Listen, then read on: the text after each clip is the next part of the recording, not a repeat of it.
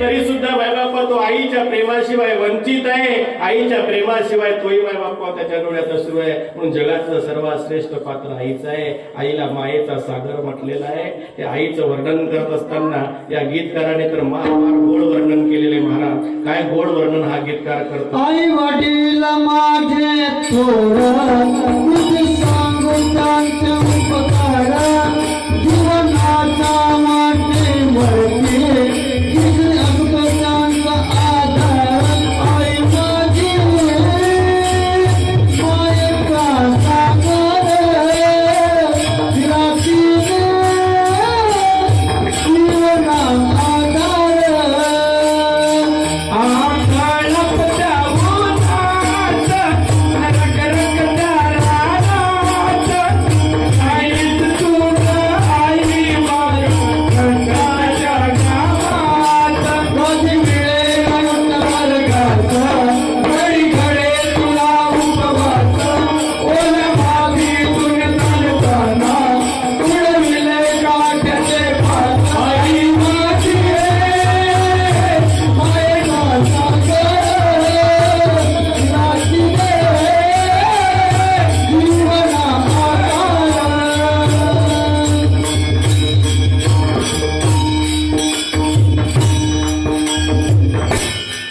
आई माझी मायेचा सागर राखीने जीवना आधार मायेचा सागर दिला तिने जिंकणाला.